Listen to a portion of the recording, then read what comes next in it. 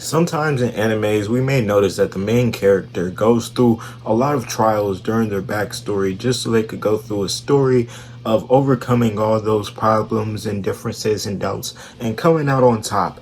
And we see that a lot throughout the anime, JoJo's Bizarre Adventures. But today I want to focus on one of those main characters, one of those Joestars, who is my top 3 favorite Joestar of all time, Jolyne Cujoh. Now, I can't believe I haven't done this yet, but I thought I had already made a video of Jolyne on my channel, but apparently not. I was just thinking about video ideas today because spring break started and of course I have a lot of free time, so I was like, you know what?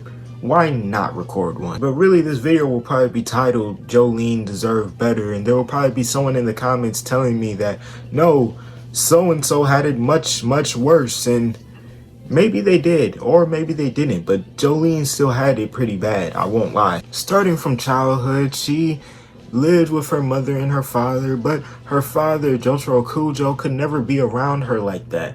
He literally took extra precautions to stay away from her just so that she wouldn't be tracked down by stand users or any other supernatural events that happens in the world of JoJo's Bizarre Adventures. He wanted to leave her completely out of the catch up. That's why we never see her along with him in missions like when he went to Emporio or when he went to Italy.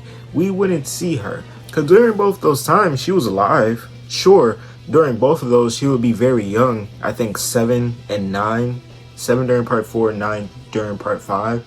But even still, he doesn't mention her, talk about her, none of that. But that's only to protect her. But growing up, that was something that she didn't quite get, which again, understandable. In the mind of a child, if you have a father or a mother and you never see them, and your parents were at one point together, you'll wonder what happened. But all of his extra staying away and work-related trips would just come to a crash when Jolyne Cujoh started to get into trouble just because no one was there to stop her or really talk to her. Really, her mother couldn't even really stop her. She just would do what she wanted to. Stop that nigga dick, bro. What is you doing? What? No. When we get that flashback of her, I think when she was 15, you know, by that point she had already been doing juvenile crimes, honestly. And from what we've seen, her father wasn't coming back. He had barely been home. Her mom called him like while she was about to be thrown in jail, and he still said he was not coming. And she even mistook someone else for her father because he's wearing a similar fit. Like, that's crazy. But I say all that to say that her resentment towards Jotaro was valid. As a matter of fact, it was completely valid when you take into account that she didn't know about any supernatural things at all before she got to jail. And even then, as she's in jail, as we see part 6 progress, she's learning more about what the hell is going on. But this is where I feel like it gets really messed up for her, because from this point, I'm going to start talking about how Pucci essentially put her into something that she had nothing to do with just so he could get Jotaro. Because when she was 19, I'm pretty sure she's 19 in part 6, but when she was 19, that's when she got into the car crash that Pucci had orchestrated to get her into his prison. Keep in mind, when you look at all the other parts, even up to this point, we never really see the Joestar just get thrusted into a plot where it's not even about them.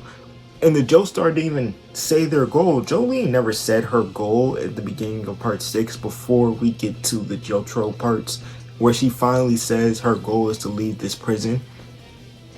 If you look at part 5, Giorno was on it. He said his goal by episode 2. He said, I had a dream really quick. But with that being said, now imagine with all that backstory I've told you, and on top of the fact that she doesn't know that there's another secret plot going on, imagine her confusion when she sees her father, who's barely shown up throughout her entire life, finally shows up to see her in jail, just for them to immediately get attacked by someone who she doesn't even know with the context of why he could even be attacking her or what his stand is.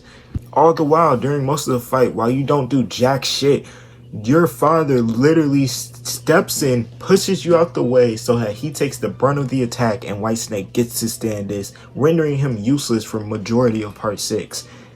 That is actually genuinely crazy. When you think about what she walked into, that by episode 5 she essentially just had to get accustomed to while still learning her stand, you could actually see, I think you could see where I feel like she's one of my favorite characters. That resiliency to just still bounce back, even with what some people call a weak stand. I don't call Stone Free a weak stand at all. You know, I feel like that stand right there, it's definitely a good one.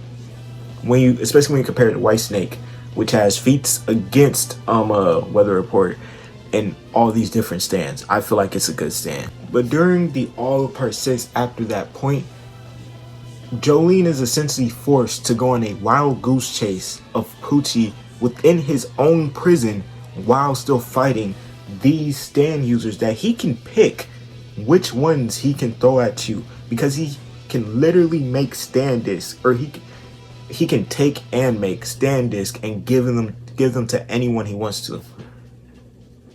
So since he knows your type of stand, he's obviously going to give someone a stand disc that can combat yours.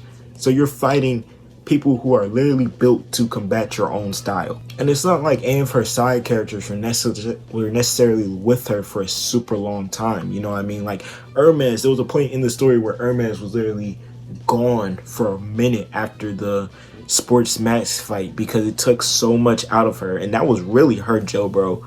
That was really who she probably would have needed in the later fights.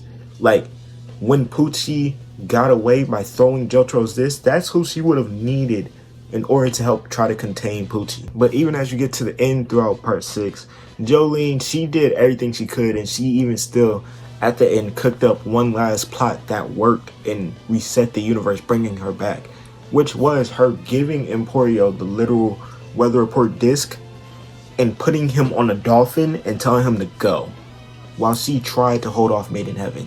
That was one of her greatest feats, at least in my opinion, because she literally, her doing that caused the universe to go back to the way it was, stopping Pucci's plan.